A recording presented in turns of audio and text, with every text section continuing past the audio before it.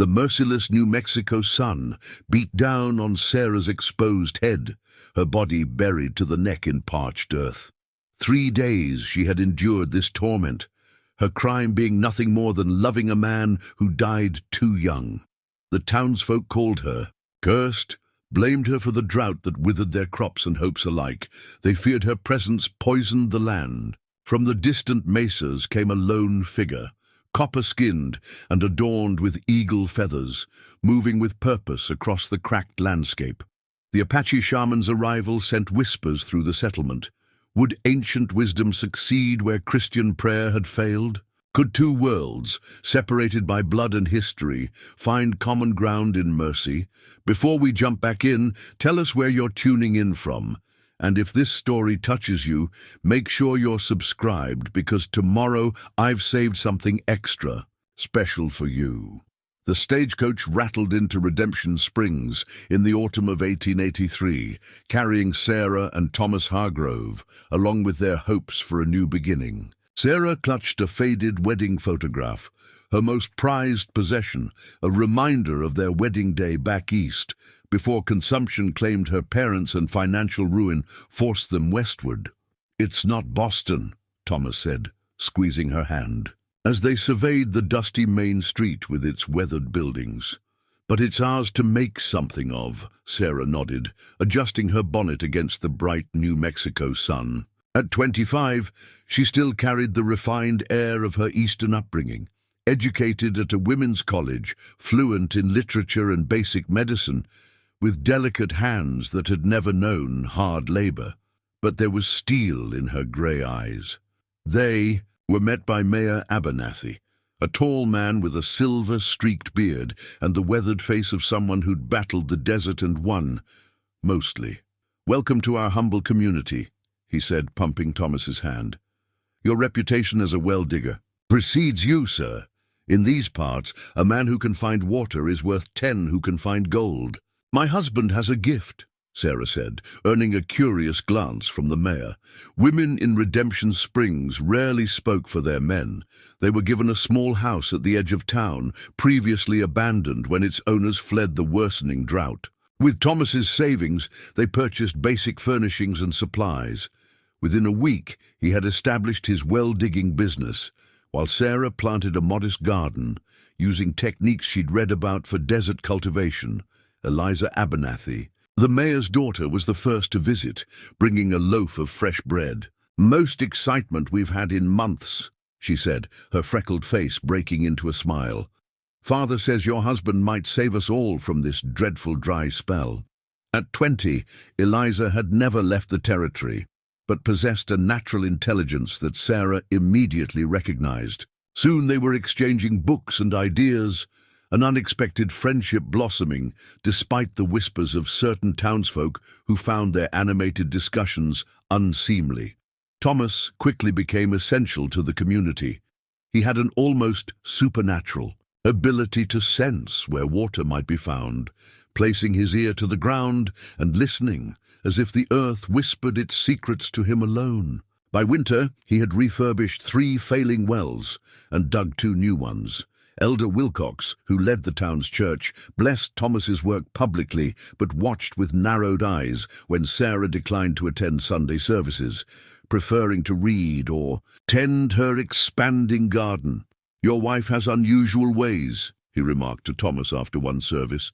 "Eastern education can lead women down peculiar paths."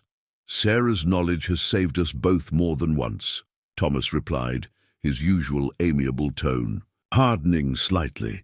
"I trust her mind as much as I trust your prayers, Elder." The first year passed with promising signs. Thomas's wells maintained their flow despite the continuing drought. Sarah's garden flourished with careful tending, and she began sharing vegetables with neighbors. She started a small reading circle with Eliza and 3 other women, discussing books sent by Sarah's former college professor. But as their second year in Redemption Springs began, the drought intensified. The spring rains never came. By June, the creek that fed the town's main reservoir had shrunk to a trickle, gardens withered, livestock grew thin, and faces became drawn with worry. "We need another miracle, Thomas," Mayor Abernathy said one evening, visiting their home. "The north field has gone completely dry." Sarah noticed how the mayor's gaze lingered on her small, still thriving garden. There was something in his eyes she couldn't quite name. Admiration, perhaps, but tinged with something darker, something like suspicion. That night, she added a pressed flower to the back of their wedding photograph and whispered, "We'll be all right." Thomas kissed her forehead, but his eyes reflected the worry that had begun to settle over the entire town like a shroud. Neither of them could have imagined what the drought would eventually cost them. Thomas's well-digging tools lay scattered around the half-finished hole, abandoned in haste on that fateful afternoon. The worn wooden handles of shovels, the iron pick with its chipped edge, the divining rod he swore by, despite Sarah's gentle teasing, all bore the marks of his dedicated labor. The new well site had seemed promising, located near the base of a rocky outcropping at the eastern edge of town. Thomas had spent 3 days carefully excavating, whistling as he worked. On the 4th morning, he'd struck something unusual. "Listen," he'd told Mayor Abernathy, who had come to check his progress. "Hear that hollow sound? There's a cavern beneath, and where there are caverns, there's often water." By mid-afternoon, Thomas had broken through into a small underground chamber. The air that escaped carried a strange, sweet smell that made the onlookers step back. All, except Thomas, who leaned forward, eager to confirm his water prediction. "I see moisture on the walls," he called up excitedly. "Let me check if it's fresh or mineral." Those were his last carefree words.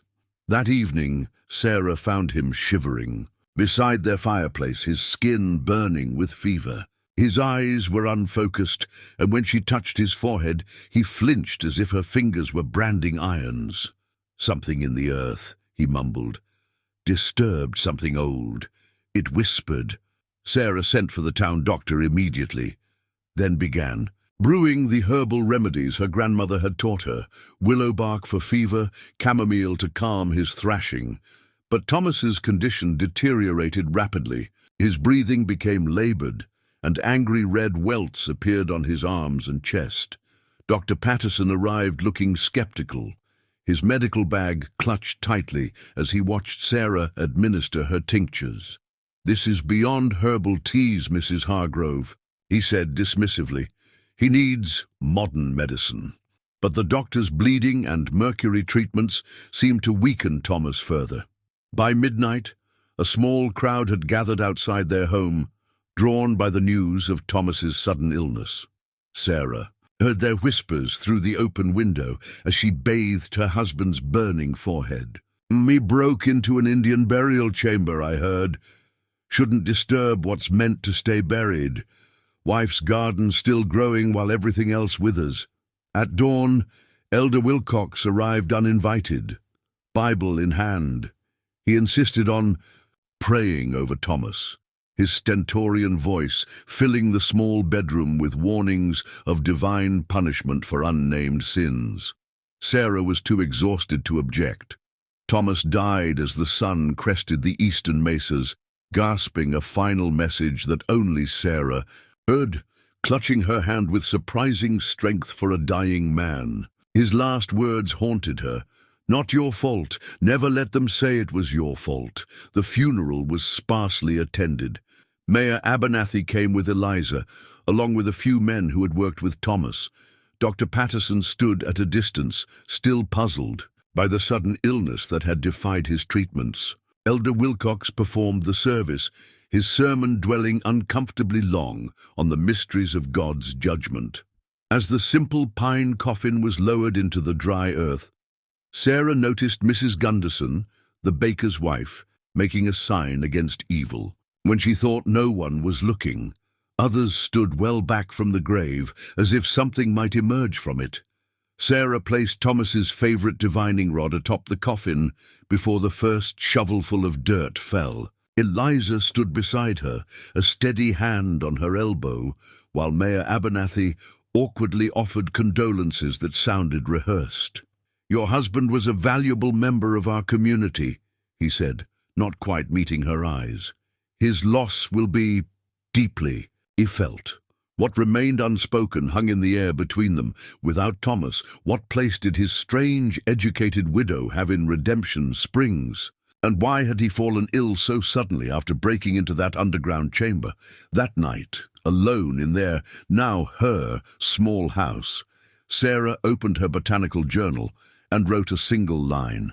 "Thomas died today. They already blame me, though. They don't say it aloud yet." Outside, the drought continued and the whispers grew. 6 months after Thomas's burial, Sarah stood in her garden, studying the wilting plants that had once thrived under her care. Even her knowledge of desert cultivation couldn't combat the relentless drought that now entered its 3rd year. The few vegetables that survived were stunted, their leaves curling at the edges like arthritic fingers. Across the settlement, conditions had worsened dramatically. The creek that fed the town's reservoir had disappeared entirely, leaving a cracked riverbed like an open wound in the earth. 2 of Thomas's wells had run dry, and the others yielded brackish water that left a mineral residue in cooking pots. Livestock grew gaunt, with cattle selling for a fraction of their normal price to buyers from less affected regions. Sarah observed these hardships from an increasing distance as the townsfolk had begun to avoid her. Customers no longer came to purchase her herbs or seek her medical advice. When she walked to the general store, conversations would halt abruptly, resuming in whispers after she passed. Only Eliza remained faithful, visiting Sarah despite her father's growing unease. "They're being foolish," Eliza said one afternoon, helping Sarah salvage what they could from the failing garden. "As if you could somehow control the weather." Sarah brushed soil from her hands. "Fear makes people seek. Simple explanations. A widow who keeps to herself, who reads strange books and grows unusual plants. I'm an easy target." "Mrs. Gunderson is the worst," Eliza confided. "She's been telling everyone that she saw you walking at midnight during the new moon, collecting dirt from the graveyard." Sarah almost laughed. "I was placing flowers on Thomas's grave, in the evening before dark, when the sun isn't so punishing." But she knew how such innocent actions could be twisted. The book of botanical drawings on her table became a spell book. Her collection of medicinal herbs transformed into witches' potions. Her habit of reading late into the night, candle burning at her window, was reimagined as mysterious midnight rituals. The following Sunday, Elder Wilcox delivered a sermon on Exodus, dwelling particularly on the plagues visited upon Egypt. Though he mentioned no names, his gaze repeatedly drifted to the empty pew where Sarah would have sat had she attended. "The Lord makes clear that one corrupt soul can bring suffering upon an entire community," he thundered. "When crops fail and water disappears, we must look for the sin among us." That evening, Mayor Abernathy called a town meeting at the small courthouse. Sarah wasn't invited, but she could hear the raised voices from her porch. Eliza arrived afterward, her face flushed with anger. "Father tried to be reasonable," she reported, "but Elder Wilcox nearly had them forming a mob. He kept talking about how the drought began shortly after you and Thomas arrived, and how it's only worsened since his death." "And what do they propose to do?" Sarah asked quietly. Eliza hesitated. "Nothing yet, but Mrs. Gunderson suggested that they should search your house for items of an unnatural nature." The next morning, Sarah found a crude symbol painted on her door, a crooked cross with a circle around it. She was scrubbing it away when Dr. Patterson's young son collapsed in the street nearby, overcome by heat and dehydration. Without thinking, Sarah rushed to help, cradling the boy's head and calling for water. The child's mother appeared, her face contorting with horror at the sight of Sarah touching her son. She screamed, snatching the boy away with such force that his head struck the ground. A small crowd gathered as the woman accused Sarah of trying to hex the child. "She was helping," said a quiet voice.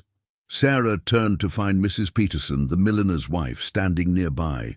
I saw it plain. The boy fell, and she went to his aid.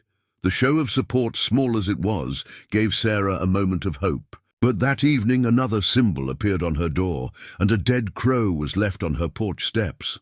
In the distance, thunder rumbled, but no rain fell. Elder Wilcox stood on the steps of the church, his leather-bound Bible clutched to his chest. Like a shield, the morning light caught the silver cross pinned to his lapel as he addressed the gathered crowd. At 65, Wilcox still cut an imposing figure, tall and lean, with a prophet's white beard and eyes that burned with righteous certainty. "Brothers and sisters," he intoned, "our community faces God's judgment. The Patterson boy lies fevered in his bed, the third child to fall ill this month. Our wells run dry, our crops wither, the very earth cracks beneath our feet." The crowd murmured in agreement. Faces haggard from worry and poor nutrition looked up at the elder with desperate hope. They needed answers, and Wilcox was eager to provide them. In times of tribulation, Scripture guides us to examine ourselves for sin. He opened his Bible with practiced reverence, but also to recognize when evil dwells among us, wearing a pleasing face. Sarah stood at the back of the crowd, a shawl drawn over her head. She hadn't planned to attend this impromptu sermon, but curiosity and a strange sense of duty pulled her from her home. Beside her, Eliza shifted uncomfortably. "He's been planning this for days," she whispered. "Father tried to dissuade him, but—" "When a stranger enters our midst," Wilcox continued, his voice rising, "bringing strange practices and foreign ideas, we must be vigilant. When wells that served our community for generations suddenly fail after being touched by outsiders, we must question." Sarah felt the mood of the crowd darkening, like storm clouds gathering. Mrs. Gunderson turned to stare at her, and others followed her gaze. "The widow Hargrove," Wilcox said, finally speaking the name that had hung unspoken in the air, "arrived with her husband and brought the drought upon us. When good Thomas Hargrove discovered water, he was struck down before he could share it, dying of a wasting illness that our good doctor could not treat, despite his modern medicine." Dr. Patterson nodded gravely, seeming to forget how dismissive he'd been of Thomas's symptoms before his death. "Since her husband's passing, the widow has kept to herself, practicing arts unknown to Christian women. Her garden thrived while yours failed. Her health remained while your children weakened." Messer Abernathy finally stepped forward, raising his hands placatingly. "These are serious accusations, Elder. We have no proof that Mrs. Hargrove—" "Proof?" Mrs. Gunderson's voice cut through the murmuring. "My sister in Tucson wrote that they had a woman like her there. Crops failed, children sickened. Once they drove her out, the rains returned within a week." The crowd's agitation grew. Sarah felt sweat trickling down her back, despite the relatively cool morning air. "We must test her," someone shouted. "There are ways to know if she carries a curse." Elder Wilcox nodded solemnly. "In Exodus, the Lord provides guidance for testing those suspected of bringing calamity upon the innocent." "This is madness," Eliza said loudly. "Sarah has done nothing but try to help this community. She taught me and others how to preserve food for the drought. She tended the sick when—" "Silence, daughter."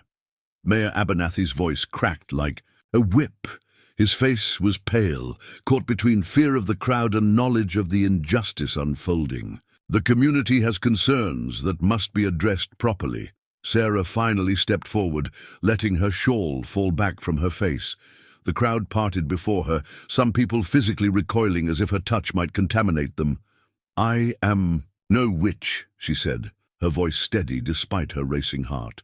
"I have no powers to bring rain or drought. I am simply a widow trying to survive, same as all of you." "Then you will not object to standing trial," Elder Wilcox responded smoothly. "If you are innocent, God will reveal it." "And what form will this trial take?" Sarah asked, meeting his gaze directly. Wilcox's thin lips curved in what might have been a smile on another face. "The accused will be held until tomorrow, when the tribunal will convene. The Lord's work requires proper preparation."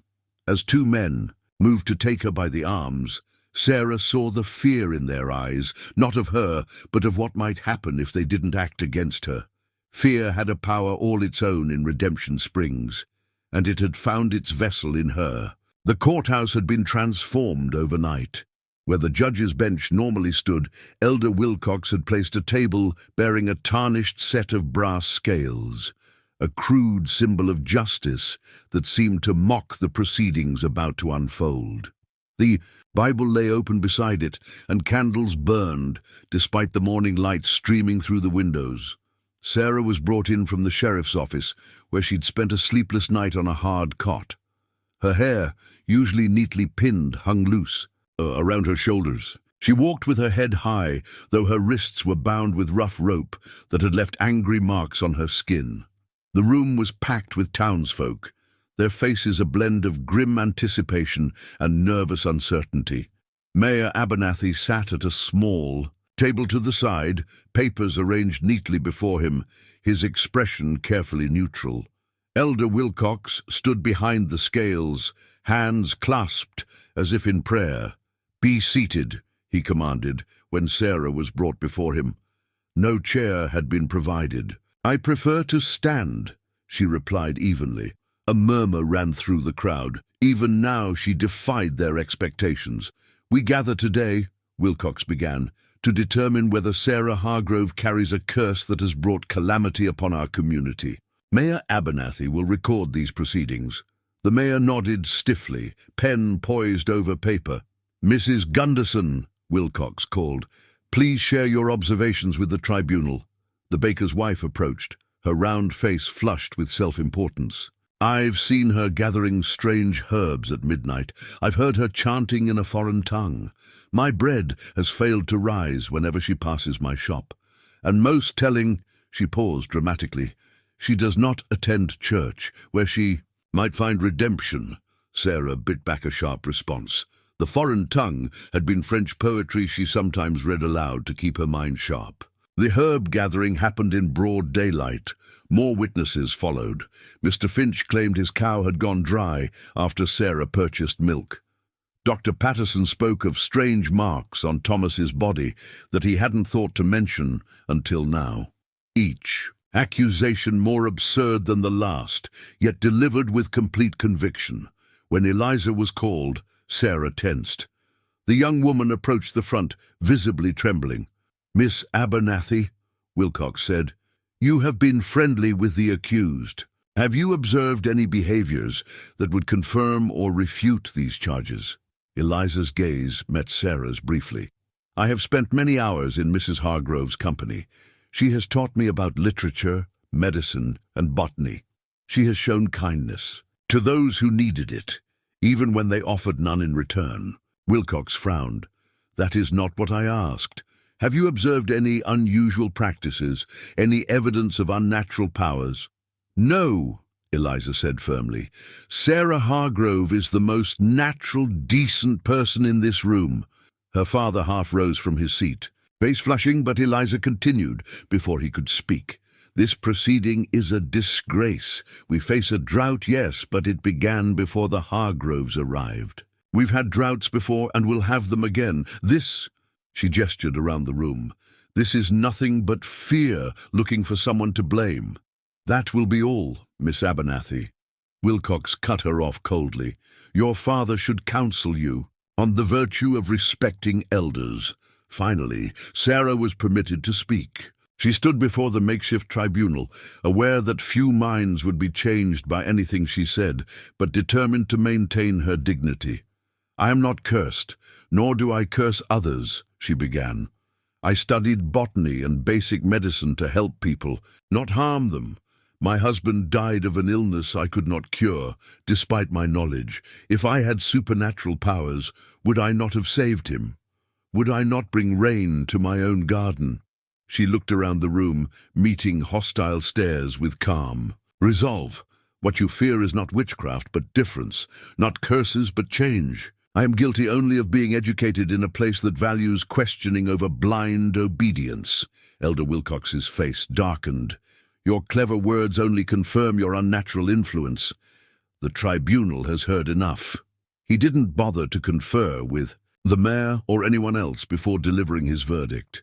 Sarah Hargrove, this community finds you responsible for the drought and illness that plague us. Until you confess and renounce your curse, or until God shows mercy through rainfall, you will be subjected to the earth test.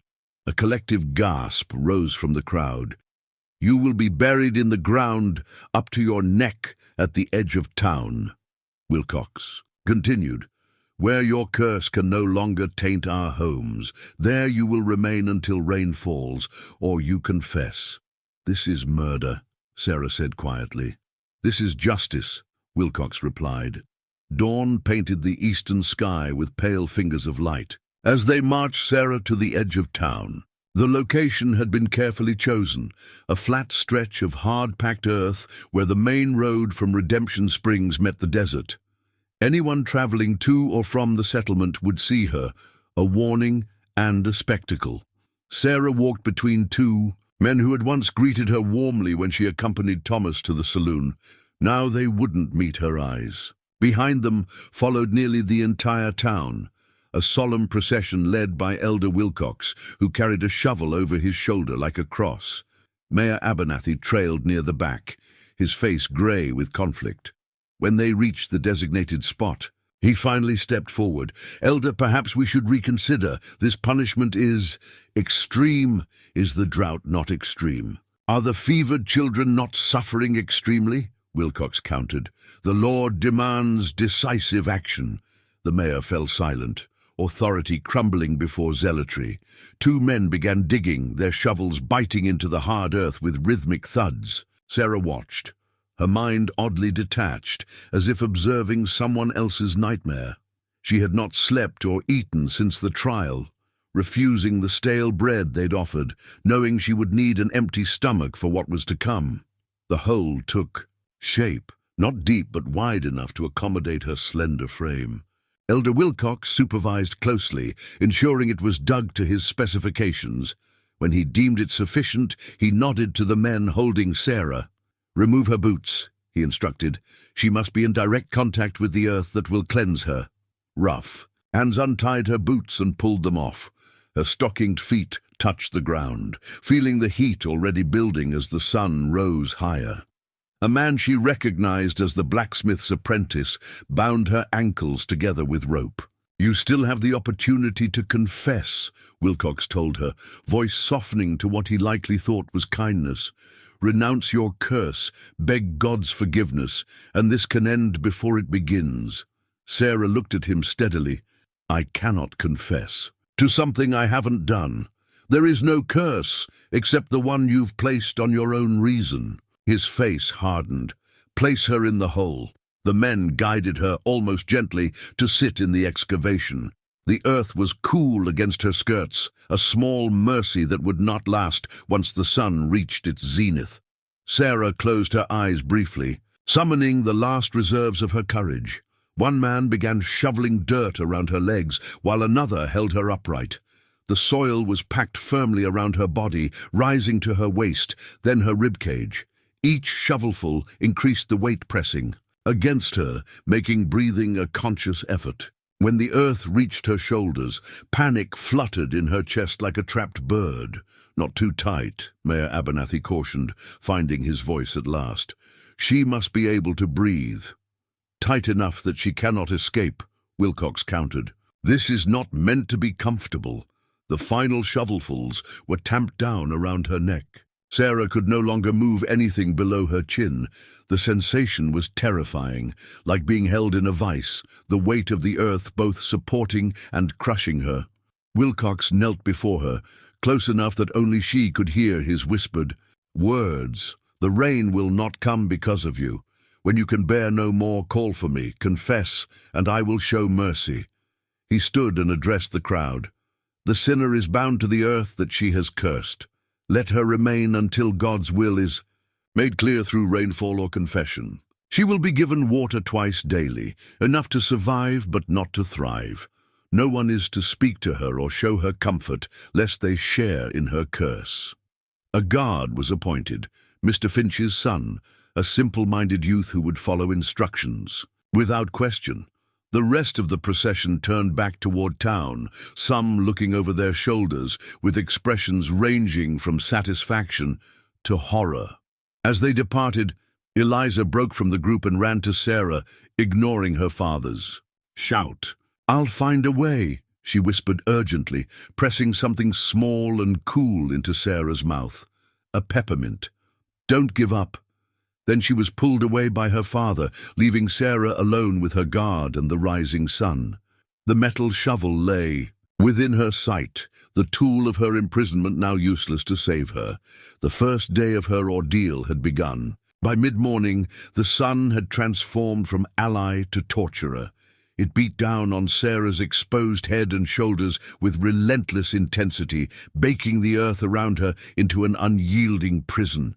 Her lips cracked within hours, and her tongue felt swollen in her dry mouth. Young Billy Finch sat in the shade of a hastily constructed lean-to, whittling a stick and occasionally glancing at his charge. At first, he had stared openly, fascinated and frightened by the spectacle of a woman buried in the earth. But as the hours passed, the novelty wore off, replaced by boredom. "Water!" Sarah finally called, her voice a rasp. "Please." Billy looked uncertain, checking the position of the sun.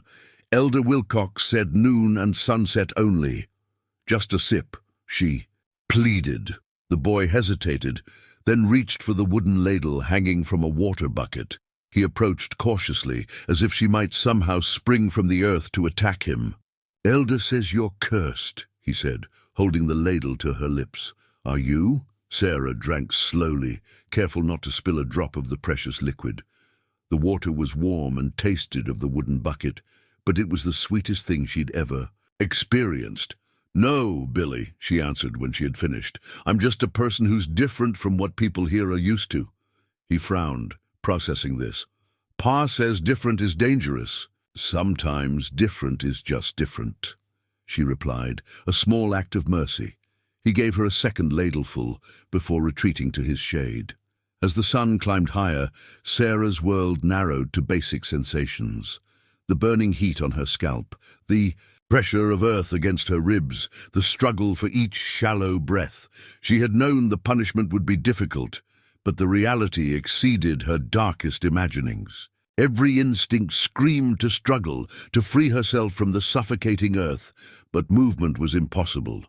To maintain sanity, she recited poetry in her mind, solved mathematical equations, and recalled in vivid detail the botanical illustrations. From her favorite texts, when those distractions failed, she retreated into memories. Thomas on their wedding day, so handsome in his borrowed suit, the journey west, full of hope despite their circumstances, their first night in the small house, at the edge of Redemption Springs, laughing as they chased out a family of mice that had taken up residence. "Look there!" a voice broke into her reverie. A small group of townsfolk had gathered on the road, pointing and murmuring. Among them was Mrs. Gunderson, her round face gleaming with perspiration and satisfaction. "Is the curse weakening yet?" "Witch," she called. "Feel the earth taking back what you've poisoned?" Sarah didn't respond. Any reaction would only feed their spectacle. Dr. Patterson approached, medical bag in hand, surprising Sarah. He knelt and examined her face with clinical detachment. "Pupils responsive," he muttered. "Beginning signs of sunburn and dehydration." He turned to Billy. "Continue water as directed.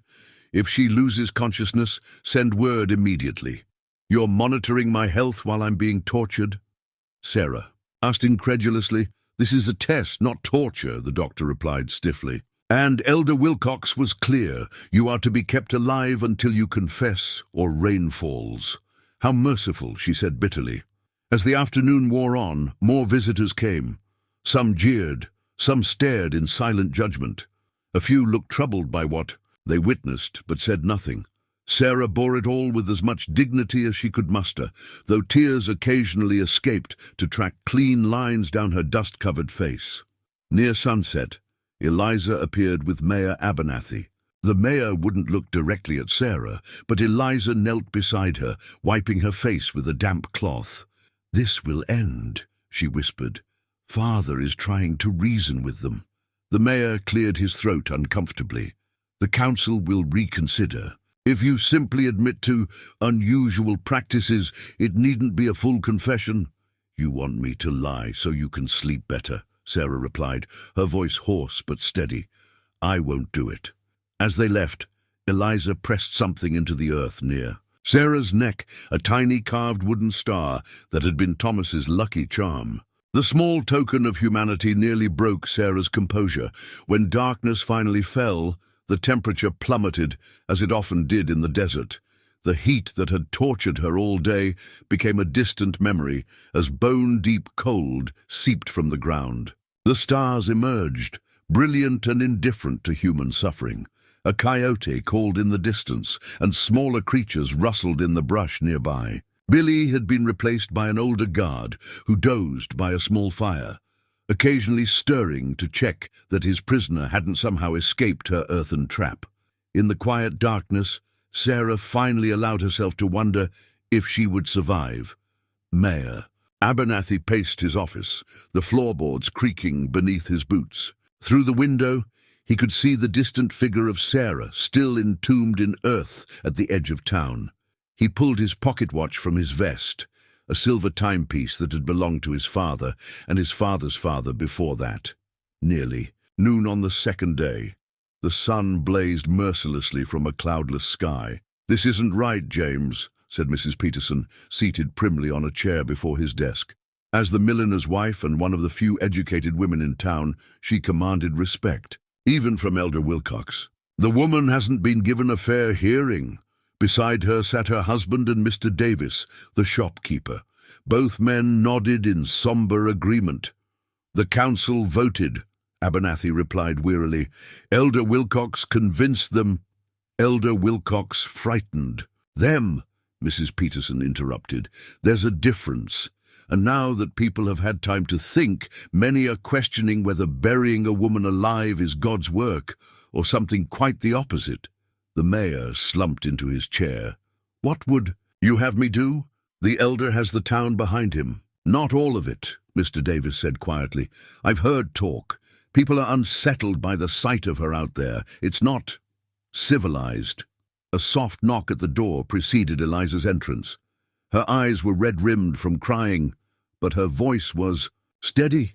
"Dr. Patterson says she's developing a fever, the sun exposure, and—" She swallowed hard. "If she stays out there another day, she might not survive." Mayor Abernathy studied his daughter's face, seeing in it a strength he wished he possessed. He had always been a man of compromise, of keeping peace rather than making waves. It had served him well as mayor of a frontier town until now, and still no rain, Mr. Peterson observed, glancing out the window. "If the woman truly controlled the weather, wouldn't she have ended this by now?" A heavy silence fell over the room as the logic of this statement sank in. The mayor's watch ticked loudly in his hand. "I'll speak to the council again," Abernathy finally said. "Try to convince them that we've made a mistake." "And if they won't listen," his daughter demanded. The question hung unanswered as shouting erupted from the street below. They rushed to the window to see Elder Wilcox addressing a crowd, his Bible raised high. "The witch endures because her power is great," he proclaimed, "but God's power is greater. We must remain steadfast in our test." Mrs. Peterson's lips thinned to a hard line. "James, if you won't act decisively, others will. Not everyone believes this madness." Outside, the crowd had divided, with some nodding vigorously at Wilcox's words while others stood apart, expressions troubled. Mrs. Gunderson stood at the elder's right hand, playing to the crowd like an actress on a stage. "My bread rose perfectly this morning for the first time in months," she announced. "The curse weakens as she does." "This is barbaric," Eliza whispered. "Father, please." Mayor Abernathy straightened his shoulders. For too long he had allowed Wilcox's religious fervour to override his civic duty.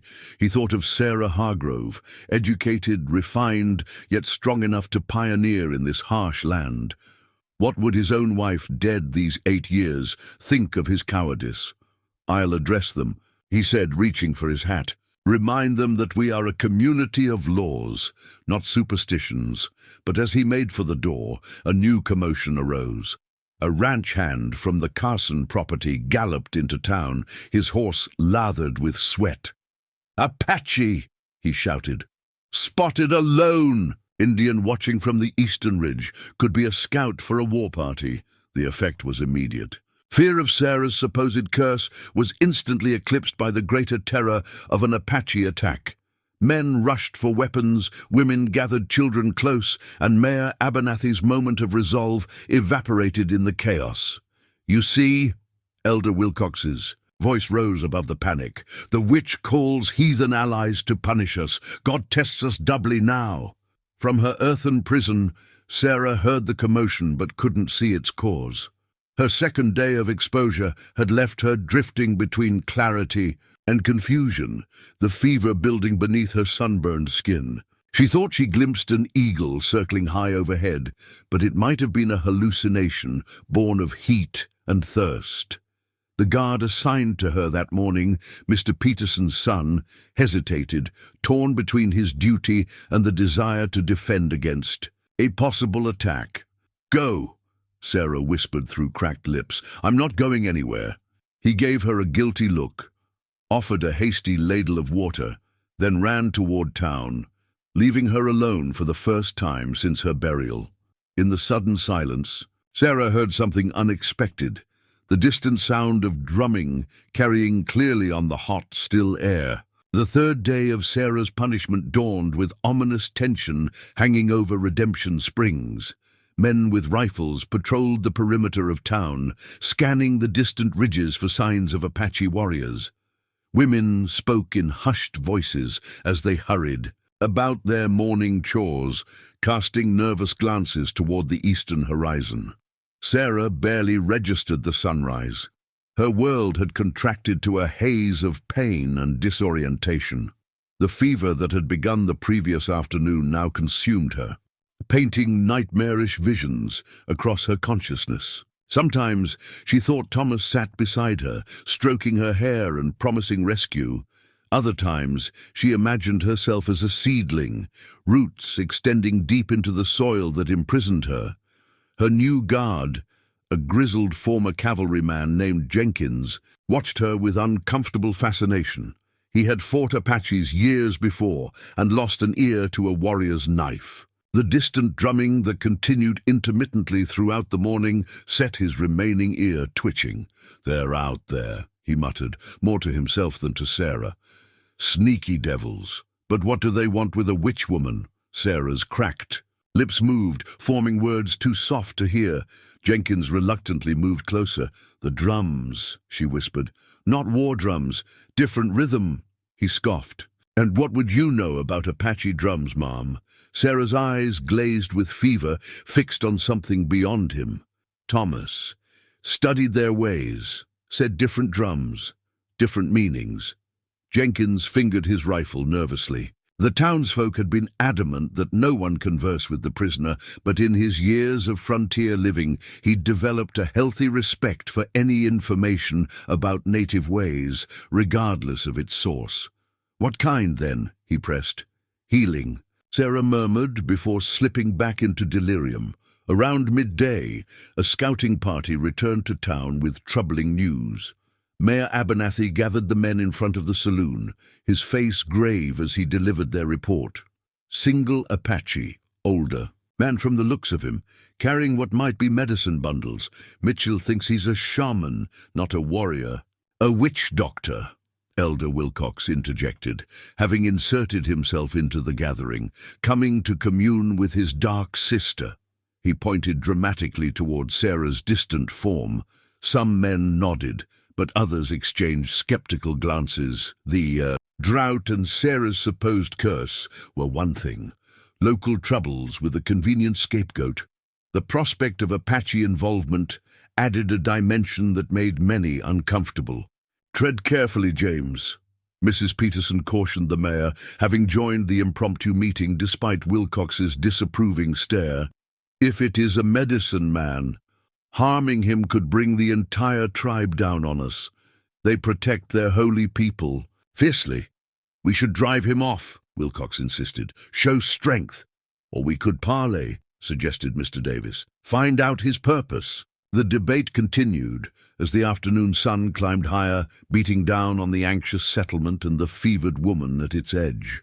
In her lucid moments, Sarah was aware of increasing activity around her. Men riding out and returning, heated. Discussions just out of earshot, the constant vigilance of her guard. The distant drumming had stopped, but now she thought she could hear singing, a lone voice rising and falling in patterns unlike any church hymn. As the sun began its westward descent, a shadow passed over her.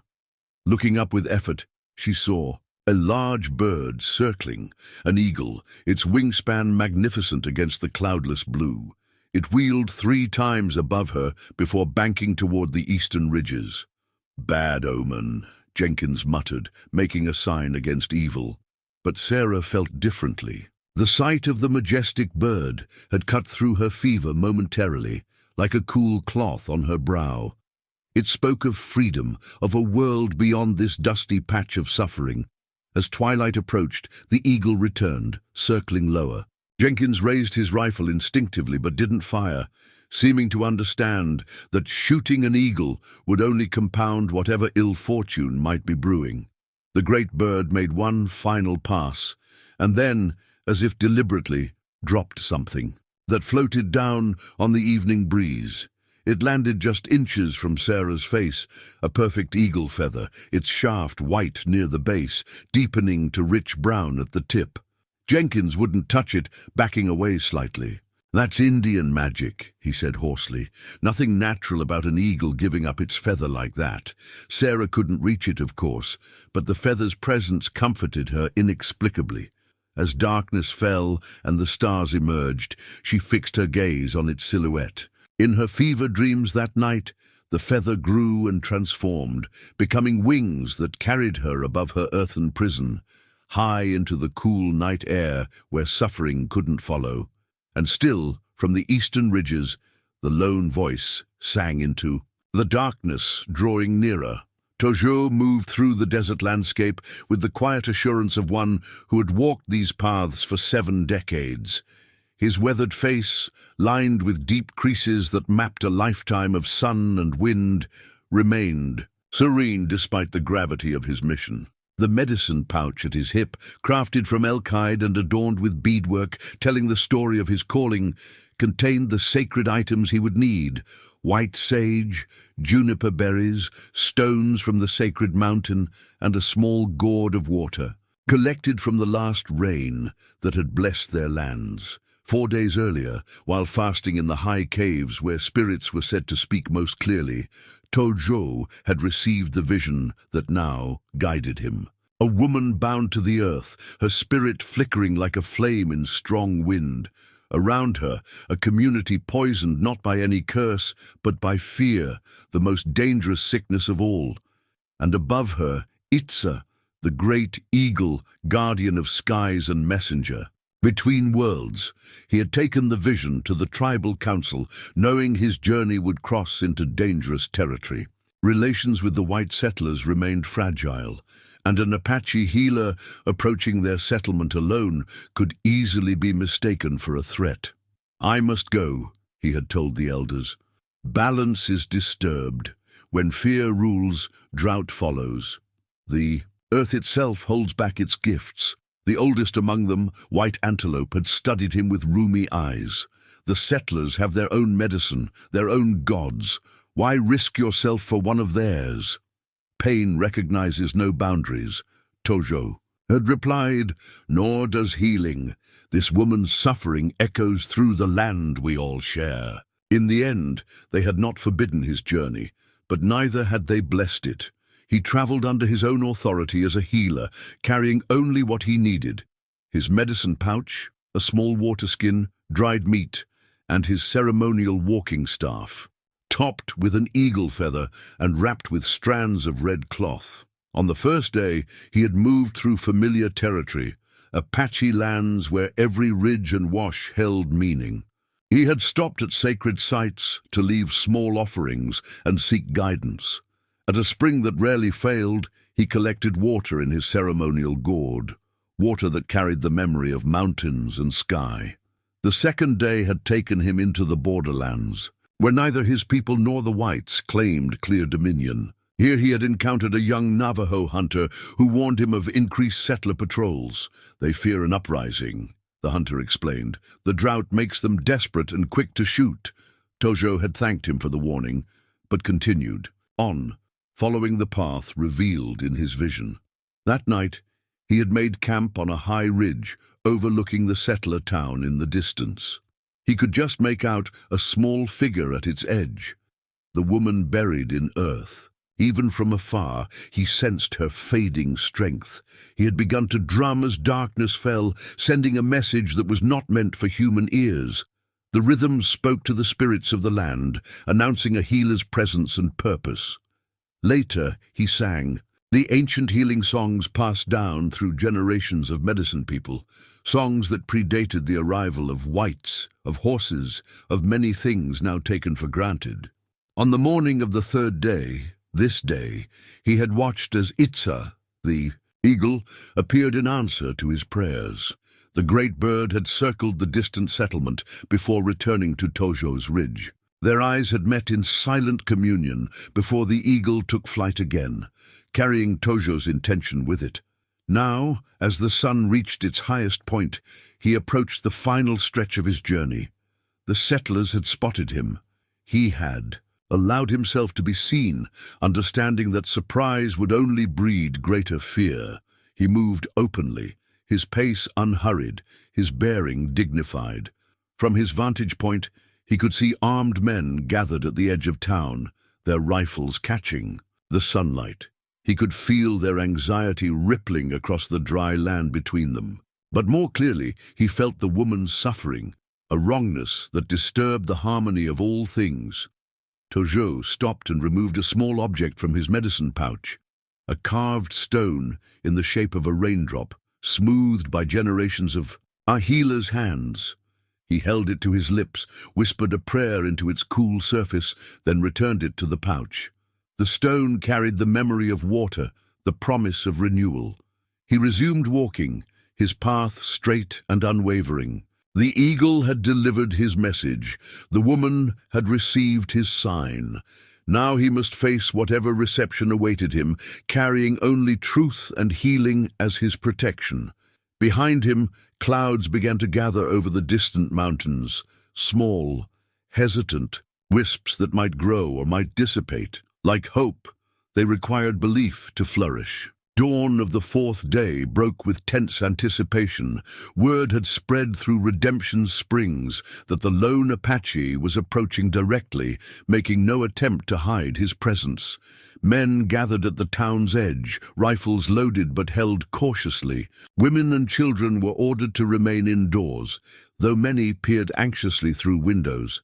Mayor Abernathy stood at the forefront, flanked by Elder Wilcox on one side and Sheriff Mills on the other. The sheriff, a practical man who had dealt with Apaches before, kept his hand away from his holster in a deliberate show of restraint. "He's coming straight in," Mills observed. "No war paint, no weapons except that staff. Not typical raiding behavior." "The devil takes many forms," Wilcox responded darkly. "This could be a diversion for a larger attack." The mayor remained silent, watching the figure draw steadily closer. Even at a distance, there was something commanding about the Apache's presence, a dignity that seemed to emanate from him like heat from sun-baked stone. When Tojo reached the informal boundary marked by a weathered fence post, he stopped. His gaze swept calmly over the assembled men before settling on the mayor, recognizing authority even without understanding the settlers' symbols of office. For a long moment, no one spoke. The only sound was the faint jingling of small bells. attached to Tojo's walking staff as the morning breeze stirred them. Finally, Sheriff Mills stepped forward. "State your business here," he called, his voice firm but not hostile. Tojo raised his staff slightly and spoke in careful, accented English. "I come to see the woman in the earth, to bring healing." Murmurs rippled through the crowd. "Elder," Wilcox pushed forward. "See? He admits his connection to the witch," he exclaimed. "They share the same dark powers." "I know no witch," Tojo replied evenly. "I know a woman who suffers. The land suffers with her. The sky holds back rain because harmony is broken." Sheriff Mills glanced at the mayor, who nodded almost imperceptibly. The sheriff turned back to Tojo. "You're saying you can bring rain?" he asked skeptically. "I cannot command the sky," Tojo answered. "No man can. But I can help restore balance. When balance returns, the rain will come in its time." Elder Wilcox scoffed loudly. "Pagan nonsense! He seeks to undermine our righteous test of the witch." "Let him speak, Elder," Mayor Abernathy said, finding his voice at last. The past days had weighed heavily on him, each hour of Sarah's suffering another stone on his conscience. "We've tried your way. Perhaps we should listen. James, you cannot seriously consider allowing this savage to interfere." Wilcox's face had reddened with indignation, but the desperation of the drought-stricken community had begun to outweigh even their fear of the unfamiliar. Several men nodded in agreement with the mayor. "What exactly do you propose to do?" Abernathy asked Tojo directly. "I will sit with her, perform healing ceremony, bring her strength back. When her spirit heals, the land will remember its purpose." "Absolutely not," Wilcox thundered. "This is a Christian community. We will not allow heathen rituals on our soil." "Your soil?" Tojo's weathered face showed a flicker of something, not anger, but a deep sadness. "The earth belongs to no man. It carries all our footsteps with the same patience." A new voice joined the confrontation, Mrs. Peterson, who had approached from town with Eliza at her side. "For heaven's sake, James," she called to the mayor, "the woman is dying out there while you men debate philosophy. If this gentleman believes he can help, what have we to lose?" "Our souls," Wilcox retorted, but his words seemed to carry less weight than before. The townsfolk had endured months of drought, followed by days of watching a woman suffer without result. Doubt had taken root, even among his most fervent supporters. Sheriff Mills addressed Tojo again. "No weapons beyond that staff, and I'll be watching every move you make." Tojo nodded once, dignified acceptance in his bearing. Mayor Abernathy made his decision. "Take him to Mrs. Hargrove, but keep rifles ready," he added, unwilling to fully trust despite his growing doubts about their current course. As they escorted Tojo toward the edge of town where Sarah lay imprisoned in earth, Elder Wilcox grabbed the mayor's arm. "You'll regret this, James," he hissed. "When disaster follows, remember that you invited it." The mayor pulled free from his grip. "I already regret much about this affair, Harold. One more regret will hardly signify." At the sight of the approaching group, Sarah's guard stood alert, rifle raised questioningly. "Stand aside, Jenkins," the sheriff ordered. "Our visitor has permission to examine the prisoner." Tojo moved past the confused guard and saw Sarah clearly for the first time. Her face was burned deep red from sun exposure, her lips cracked and bleeding, her eyes closed in delirium. The eagle feather still lay near her cheek, undisturbed. Without speaking, Tojo planted his walking staff in the ground beside her and knelt, his movements those of a man many years younger. He placed his hand gently on the earth near her shoulder, feeling its hardness, its reluctance to nurture. "Goju," he said softly to Sarah, "peace, harmony, balance." Her eyelids fluttered but didn't open. Tojo worked with deliberate calm, ignoring the ring of wary settlers who watched his every move. He first removed his medicine pouch and placed it on the ground with reverence. From it, he withdrew a beautifully crafted rain gourd, small, round, and decorated with intricate patterns of lightning and clouds. The gourd contained water from the mountain springs of his homeland, water that remembered when the earth was in balance. "What's he doing?" whispered one of the onlookers. "Some kind of heathen magic," another replied. Sheriff Mills raised a hand. "For silence. Let him work. We've agreed to this." Tojo created a sacred circle around Sarah, placing small stones at the 4 cardinal directions. At each point, he sprinkled pinches of herbs from his pouch: sage, cedar, sweetgrass, and tobacco, traditional offerings to the spirits of each direction. The pungent aroma of the herbs rose in the morning heat, strange and foreign to the watching. Settlers Elder Wilcox stepped forward, Bible clutched to his chest. "I cannot allow this devil worship to continue. This is blasphemy." Mayor Abernathy intercepted him, physically blocking his path. "You've had 3 days to prove your way, Harold. The woman is dying and the rain hasn't come. Stand aside. You risk God's wrath, James." Wilcox's face had turned an alarming shade of purple, veins standing out on his forehead. "Perhaps," the mayor replied quietly, "but I'm certain of Sarah Hargrove's suffering, and that seems the more immediate concern." While this confrontation unfolded, Tojo continued his preparations undisturbed. He produced a small clay bowl, into which he poured a measure of water from the rain gourd. To this, he added crushed juniper berries and a powder ground from white sage. With practiced movements, he mixed these into a paste, using his index finger. Kneeling close to Sarah, he gently touched her cracked lips with water from the gourd. Her eyelids fluttered at the moisture, though she remained locked in fevered delirium. Tojo then began applying the medicinal paste to her sunburned face, his weathered fingers careful and precise. All the while, he hummed a low, rhythmic tune, not so much a melody as a vibration that seemed to connect him to the earth. "He's putting something on her," Mrs. Gunderson cried out in alarm from the edge of the gathering. "Poison or worse?" "It is medicine," Tojo said without turning around, "for fever, for burned skin." Dr. Patterson pushed through the crowd, his medical curiosity temporarily overcoming his prejudice. He knelt at a safe distance, observing, "The mixture being applied, juniper has medicinal properties," he admitted reluctantly. "The settlers in the East learned its use from the natives." The acknowledgement seemed to cost him effort. Tojo nodded once, a simple recognition of this small bridge between their worlds. He continued his work, now using a feather, not the eagle feather, which remained untouched by Sarah's face, but a smaller one from his pouch, to sprinkle water on the hard-packed earth around her neck. "The ground must soften," he explained, sensing the confusion around him. "It holds her too tightly. She cannot breathe properly." This practical aspect of his treatment seemed to reassure some of the onlookers.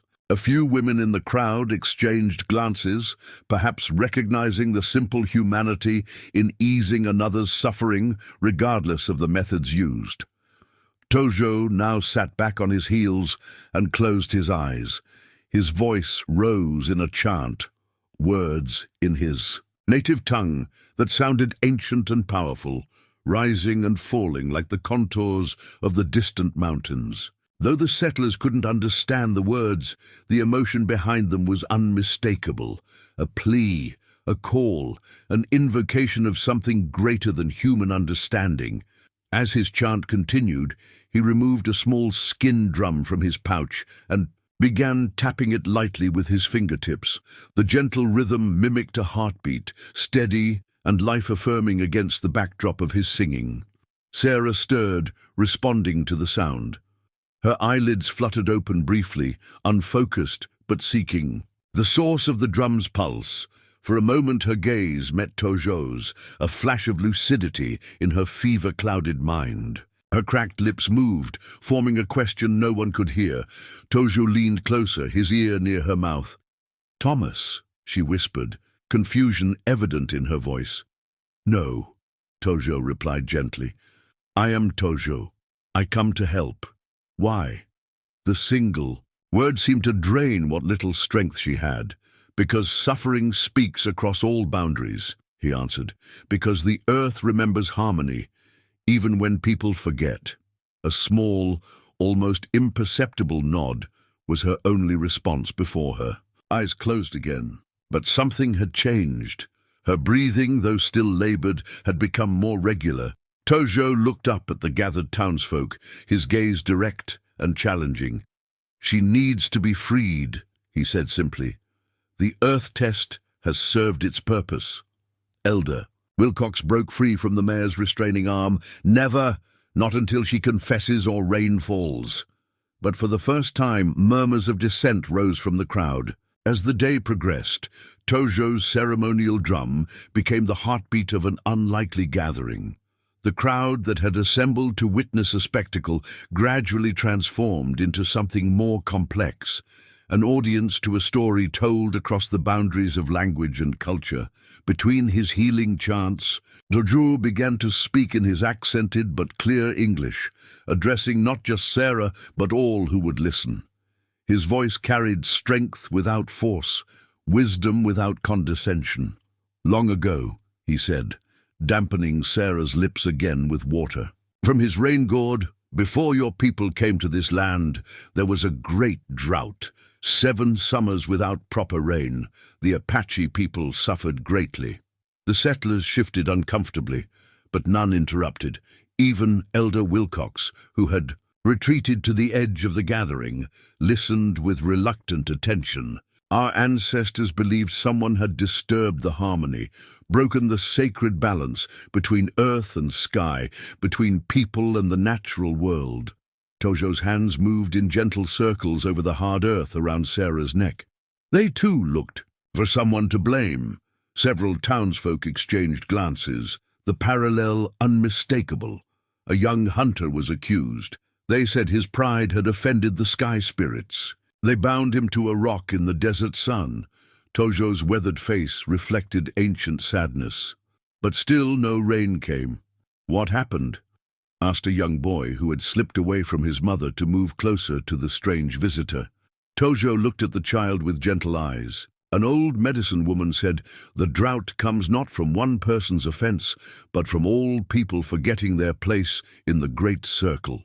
She taught that when fear rules hearts, the earth itself becomes fearful and holds its gifts close.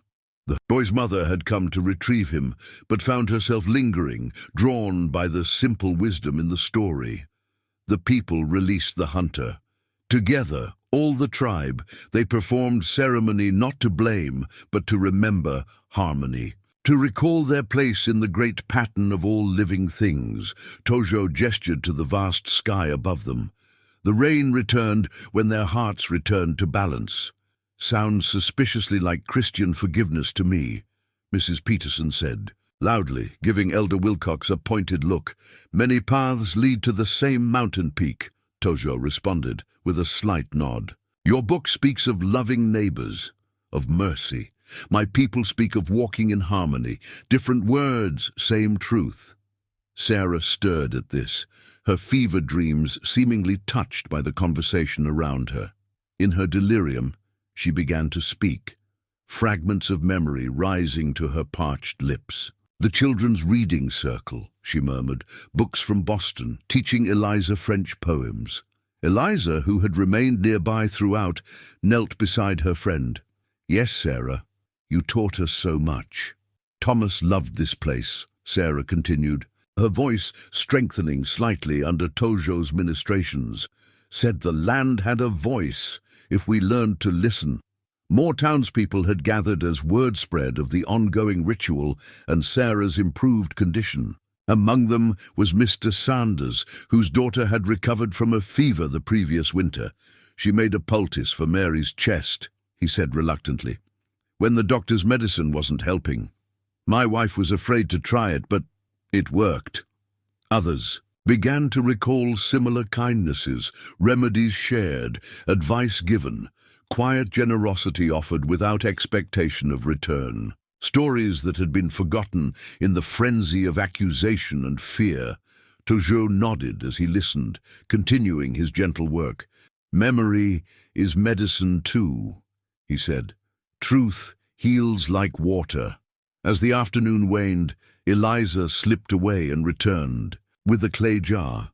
"Water from the eastern spring," she explained, offering it to Tojo. "I rode out at dawn to collect it. It's the sweetest water for miles." The shaman accepted the gift with dignity, adding some to his rain gourd.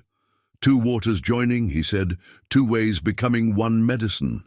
He sprinkled this blended water on the earth around Sarah, which had begun to soften slightly from his persistent attention. The drum continued its steady rhythm, no longer alien to the ears of those listening, but somehow familiar, like a pulse that had always been there, waiting to be recognized.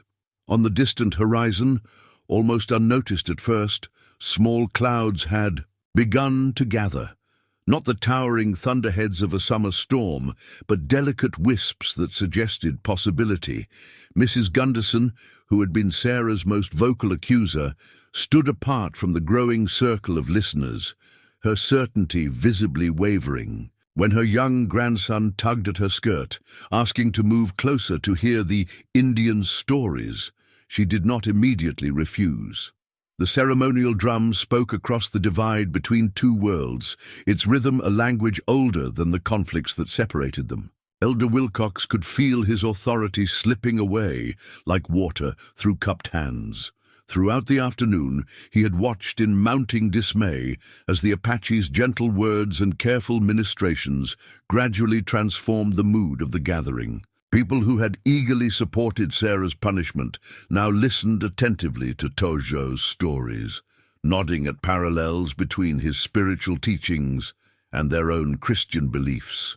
It was intolerable, blasphemous, clutching his walking stick, a polished oak shaft topped with a silver cross that had been a gift from his congregation 5 years earlier. Wilcox pushed through the crowd that had formed a loose circle around Sarah and her unlikely savior. "Enough of this pagan spectacle," he thundered, his voice cracking slightly with the strain of maintaining its authoritative tone. "Have you all forgotten why this woman was condemned? The drought that withers our crops? The sickness among our children?" A few faces turned toward him with familiar deference, but many others regarded him with newfound skepticism. "The Apache says the drought comes from disharmony, not from Sarah," Mr. Davis said cautiously, "and I can't help noticing the clouds gathering since he arrived." He pointed to the eastern horizon, where the wispy clouds had indeed grown more substantial over the past hours. "Coincidence or devil's work?" Wilcox retorted. "This heathen has bewitched you all with his drums and stories." "Seems to me," Sheriff Mills said slowly, "that we've been mighty quick to blame one woman for acts of God that folks all over the territory are suffering." Wilcox's face reddened. "You too, Mills?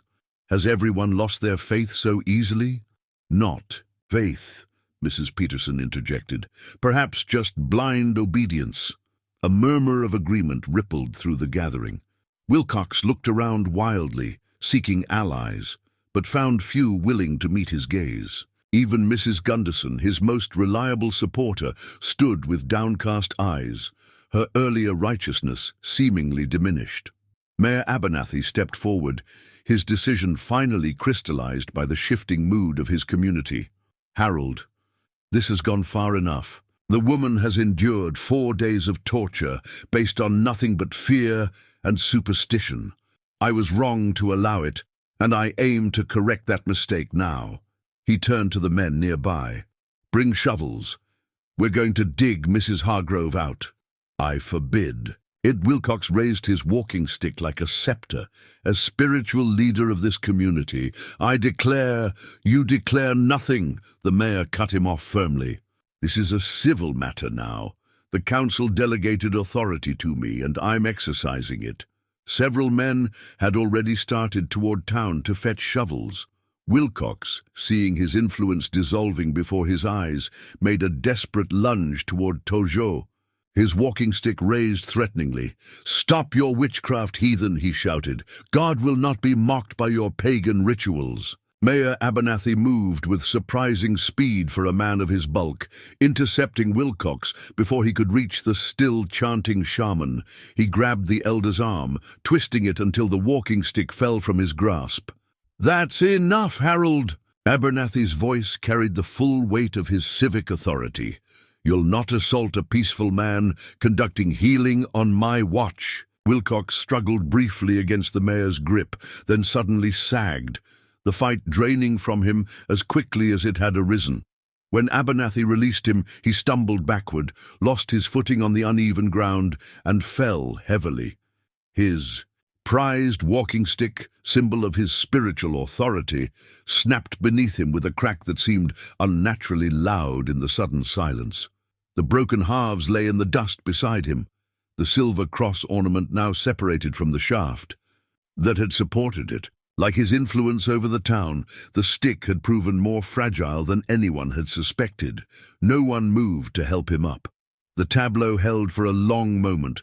Wilcox sprawled in the dust, the townsfolk watching with a mixture of embarrassment and relief, and Tojo continuing his ministrations to Sarah as if nothing had interrupted his focus. Finally, Mrs. Peterson broke the spell.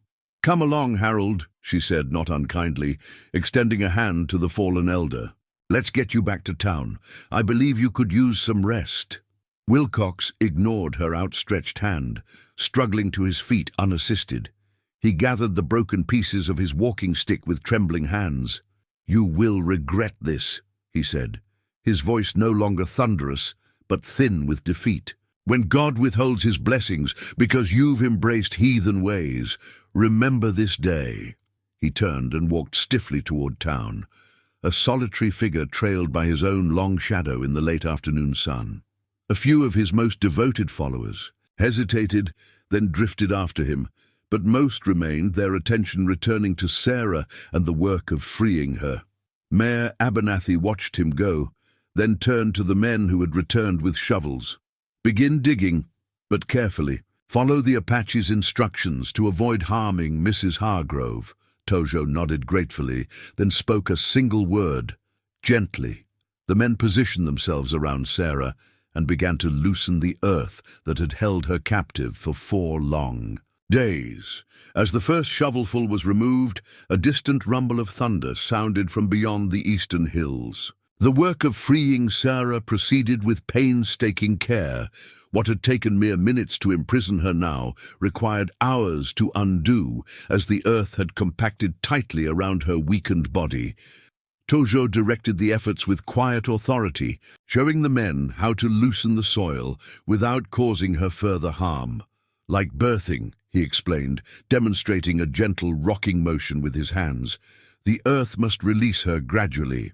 Dr. Patterson knelt nearby, professional concern having finally overcome his earlier skepticism.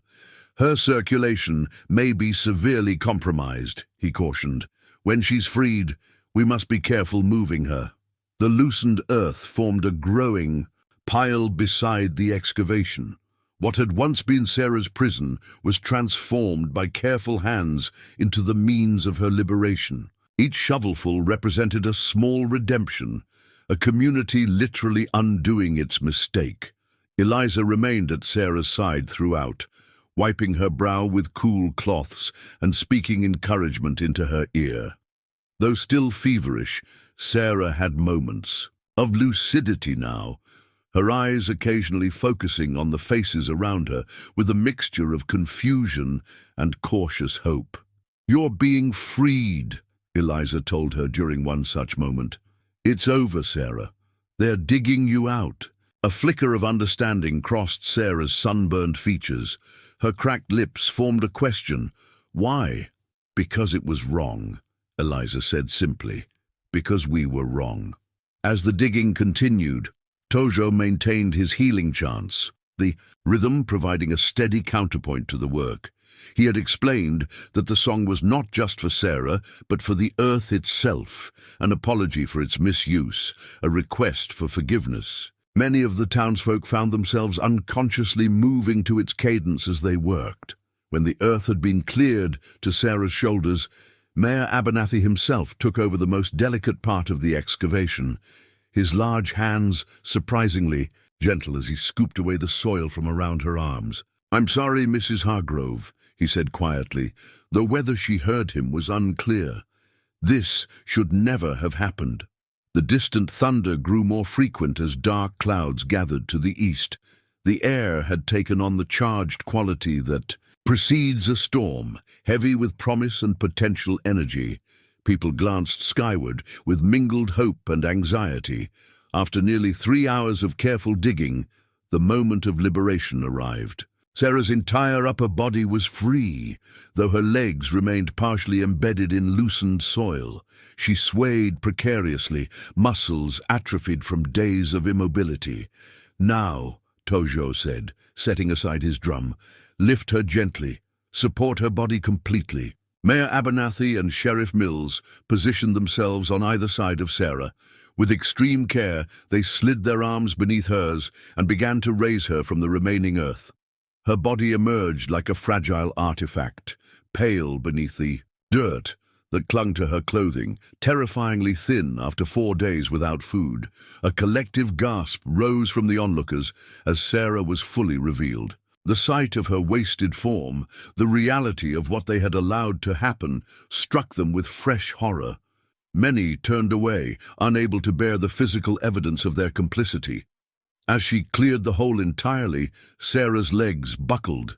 She collapsed into the supporting arms of the mayor and sheriff, her head lolling against Abernathy's chest. They lowered her carefully to a blanket that Mrs. Peterson had spread on the ground.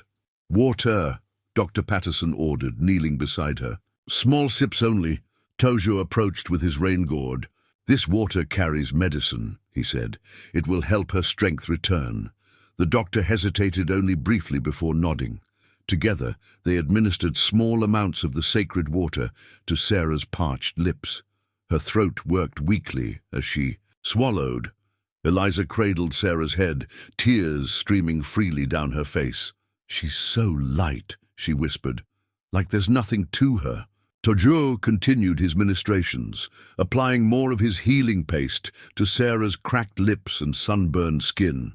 His movements were unhurried despite the gathering storm, each gesture precise and meaningful. The first fat raindrop struck the dusty ground beside Sarah with an audible pat, then another, and another. Within moments, a gentle rain began to fall across the entire gathering, cool drops that carried the scent of sage and distant mountains. The townsfolk raised their faces to the sky in wonder, many weeping openly as the long-absent rain caressed their skin. Some laughed in disbelief, while others stood in reverent silence, as if witnessing a miracle too profound for words. Through the curtain of falling rain, Sarah's eyes fluttered open. She gazed upward at the dark clouds releasing their precious burden, feeling the cool drops on her fever-hot face. Her cracked lips curved in the ghost of a smile before she slipped back into unconsciousness, this time into healing sleep rather than delirious fever. Tojo raised his hands to the rain, palms upward in a gesture of thanksgiving. "Harmony returns," he said simply. "The circle mends." The earth that had been Sarah's prison drank thirstily of the rain, transforming from unyielding captor to nurturing soil once more. The rain fell steadily, not in the violent cloudburst of a summer thunderstorm, but in the gentle, persistent rhythm of deep healing.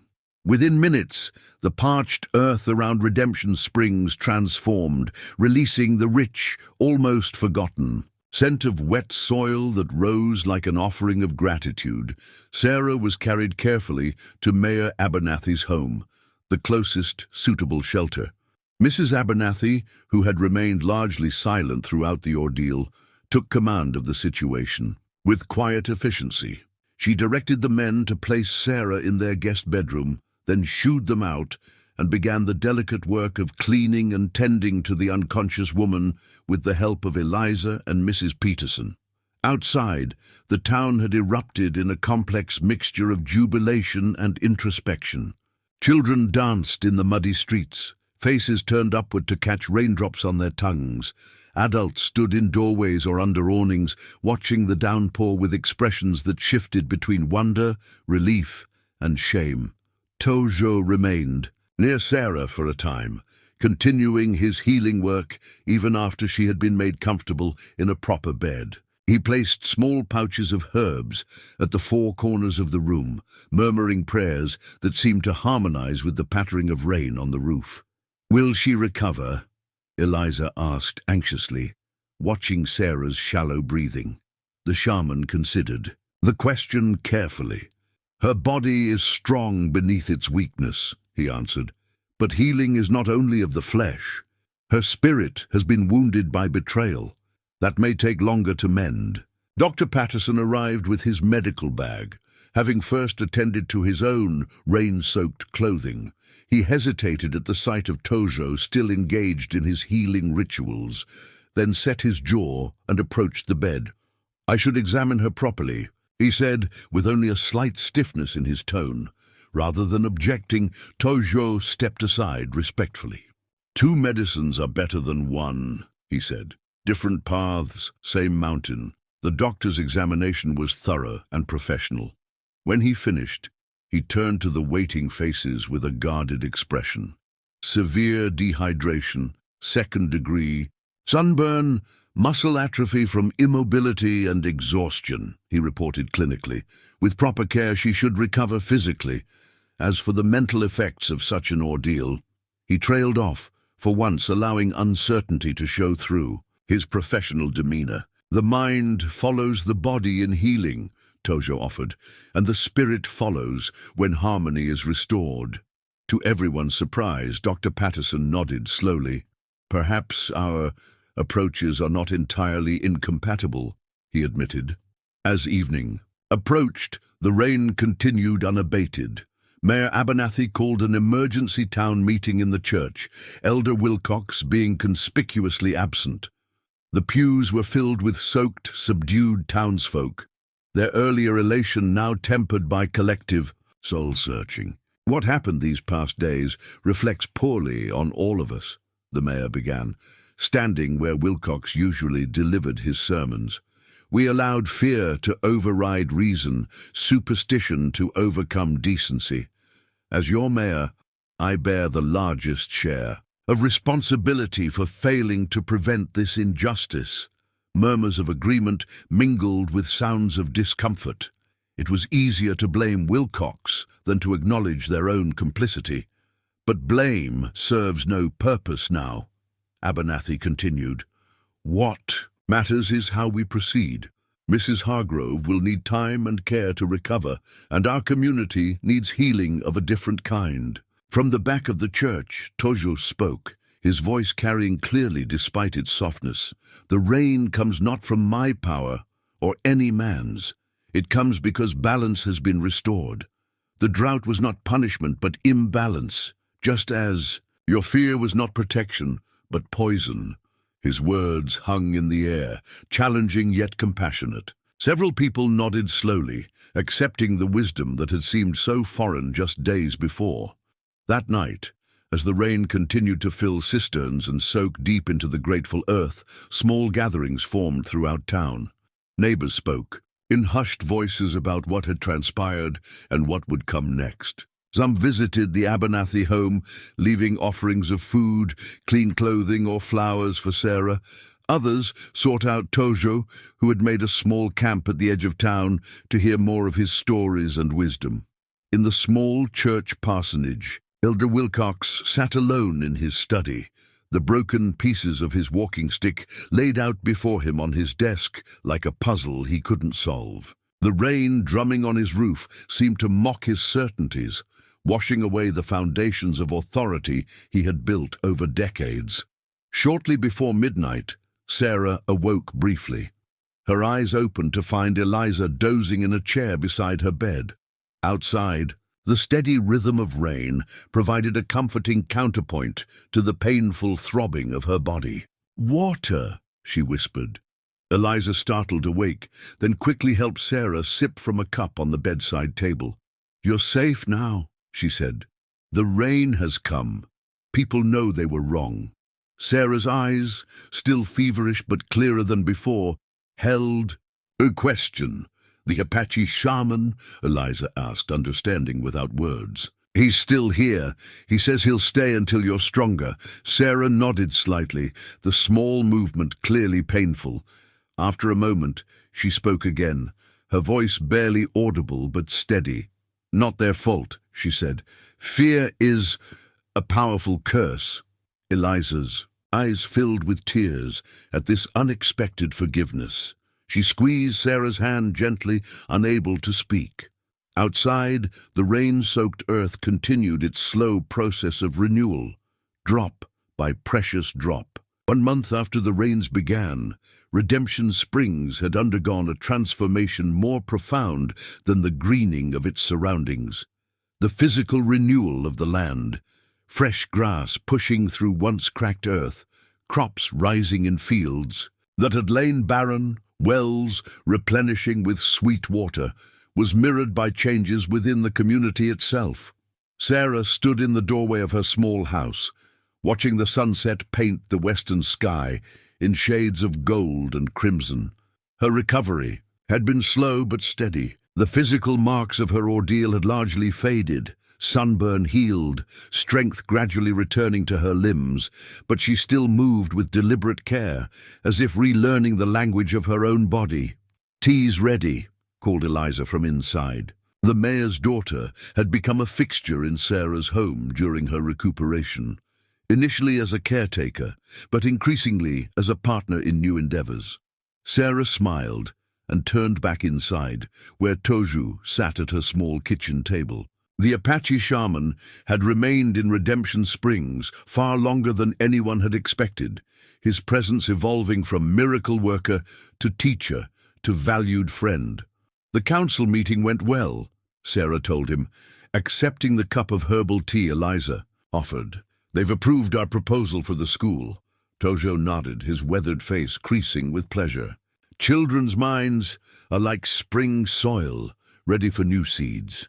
The school had been Sarah's vision, conceived during her long recovery, not merely a place for basic education, but a center where settler children would learn alongside Apache youth, during the seasons when their families camped nearby, where mathematics and literature would share space with knowledge of medicinal plants and desert survival.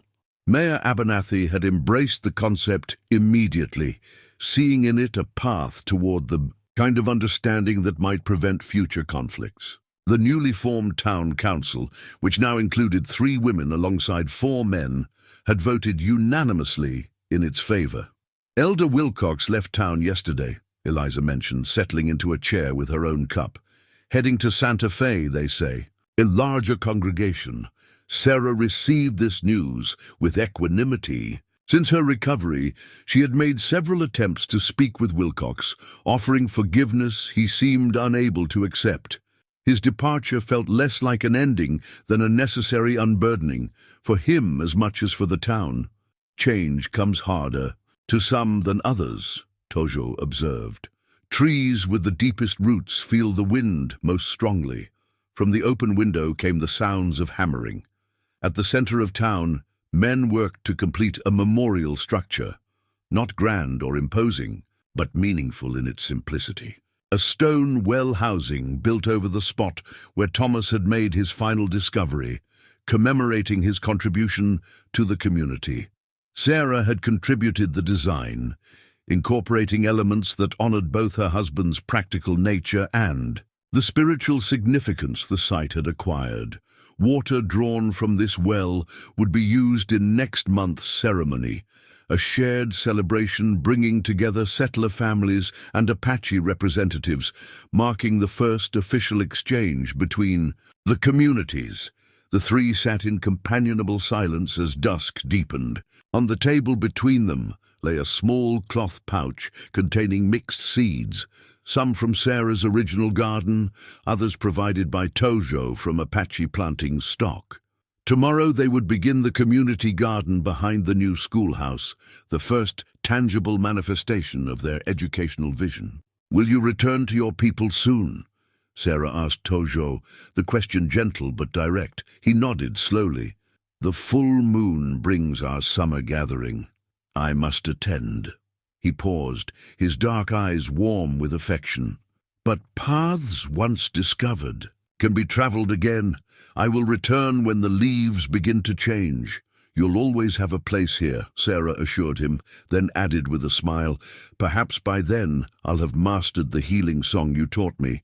You already know the most important medicine, he replied. Forgiveness cleans deeper than any herb can reach. Later, as stars emerged in the vast desert sky, Sarah stood alone in her small garden.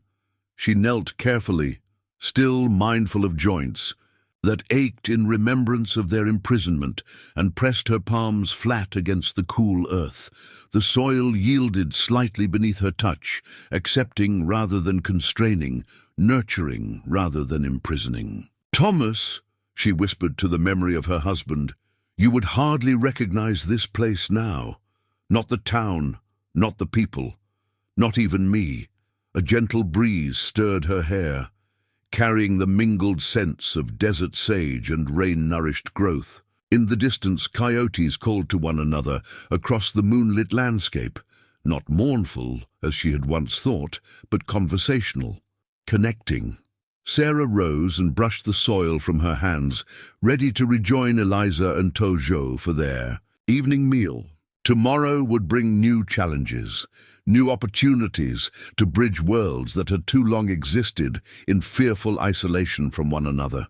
The drought had broken in more ways than one. In the years that followed, travelers passing through redemption, Springs often remarked on its unusual harmony. A frontier town where differences were viewed not as threats, but as strengths, where knowledge flowed freely between cultures. Few ever learned the full story of the woman who had been buried in earth and the shaman who had helped unearth more than just her body, but the lessons remained, as deeply rooted as the cottonwood tree that eventually grew beside the schoolhouse, planted. The day the first Apache children arrived for lessons, its seeds carried by Tojo from his homeland, its growth nurtured by soil that remembered both suffering and redemption. The old fear never fully returned to Redemption Springs, for the town had learned what many never discover, that curses exist only where hatred dwells, and that common ground is found not by burying our differences, but by bringing them into the light.